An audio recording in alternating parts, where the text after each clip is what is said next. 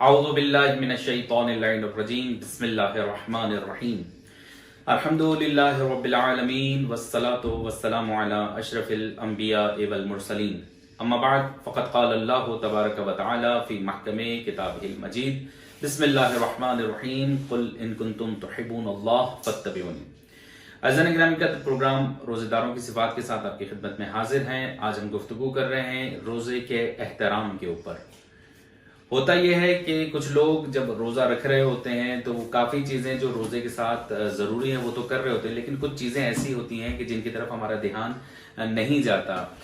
چونکہ ہم جو یہ پروگرام روزانہ کی بنیاد پر آپ کی خدمت میں پیش کر رہے ہیں، اس میں بہت سے سوالات ایسے ہوتے ہیں کہ جن کا ہمارے موضوع سے تعلق نہیں ہوتا یا فقہی مسائل ہوتے ہیں، تو فقہی مسائل کے لیے انشاءاللہ ہم کوشش کریں گے کہ ایک الگ سے پروگرام رکھیں، لیکن فی الحال ہم روزہ داروں کی صفات کے اوپر گفتگو کر رہے ہیں، لیکن مختلف ممالک سے اور مختلف شہروں سے جو انسسٹ کیا جا رہا ہے اس کے اوپر تھوڑی سی گفتگو انشاءاللہ کوشش کریں گے آج کے پروگرام میں پیش کرنے کی۔ پروردگار عالم اپنی بابرکت کتاب قرآن مجید میں ارشاد فرما رہا ہے کہ رسول کہہ دو کہ اگر اللہ سے محبت ہے تو رسول کی اتباع کرو۔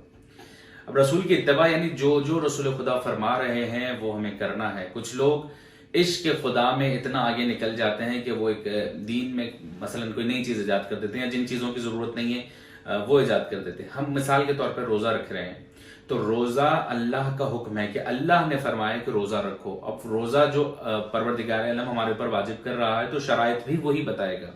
مثال کے طور پر روزہ ہم جب شہر سے باہر چلے جاتے ہیں تو اس وقت ہمارے اوپر روزہ ضروری نہیں ہوتا، کیونکہ ہم اس وقت مسافر ہوتے ہیں اور سفر کی حالت میں روزے سے بلکہ ہر وہ جگہ جہاں پر نماز کے لیے منع کیا گیا ہے، یعنی نماز کو قصر کیا گیا ہے، مختصر کیا گیا ہے، وہاں پر روزہ نہیں ہوگا۔ بعض جگہوں پہ بلکہ 4 مقامات پر مکہ، مدینہ، کوفہ اور کربلا میں وہاں پہ نماز تو مکمل ہوتی ہے لیکن وہاں پہ روزہ نہیں ہوگا۔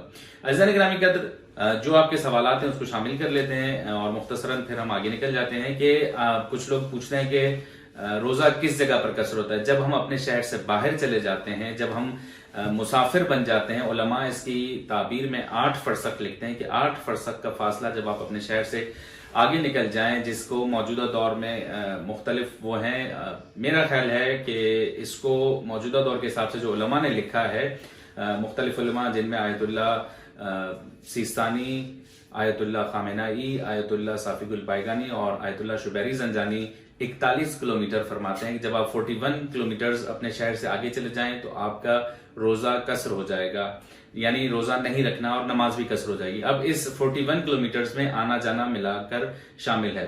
ہوتا ہے کہ کچھ لوگ اس وقت اپنے شہر سے باہر جا رہے ہوتے ہیں جب روزے کا وقت بالکل محدود ہوتا ہے۔ تو عزیزان گرامی قدر، اگر کوئی شخص ظہر کے بعد اپنے شہر سے باہر نکلتا ہے تو اس کا روزہ بالکل صحیح ہے، لیکن ایک دفعہ ظہر سے پہلے چلا گیا ہے، مثلا صبح 7 بجے وہ اپنے شہر سے باہر چلا گیا اور اس مسافت پہ پہنچ گیا، لیکن اگر وہ ظہر سے پہلے ہی واپس آ جاتا ہے تو اس کا روزہ پھر بھی ٹھیک ہے۔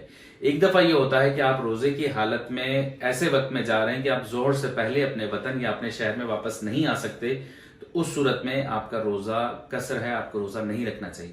لیکن کبھی کبھار ایسا ہوتا ہے کہ ایک انسان عادی ہے جسے روزانہ سفر کرنا پڑتا ہے، تو وہ قصیر السفر کی کیفیت میں آئے گا اور اس کے اوپر روزہ اور نماز دونوں مکمل ہیں۔ اس صورتحال میں اسے روزہ بھی مکمل رکھنا ہے اور نماز بھی مکمل ادا کرنی ہے۔ تو ہم گفتگو کر رہے تھے کہ عزیزان گرامی قدر، اللہ نے حکم دیا ہے کہ رسول اللہ کی پیروی کرنی ہے۔ جن چیزوں سے رسول خدا نے منع فرمایا ہے روزے کی حالت میں ہمیں انہیں چھوڑ دینا ہے، اور جن چیزوں کے اوپر حکم دیا گیا ہے ہمیں وہ چیزیں مکمل کرنی ہیں۔ تو لہٰذا روزے کی حالت میں نہ رسول خدا سے آگے بڑھنا ہے کہ ہم دین سے اللہ نہ کرے نکل جائیں، نہ پیچھے رہ جانا ہے کہ اس صورت میں بھی دین سے پیچھے رہ جائیں گے۔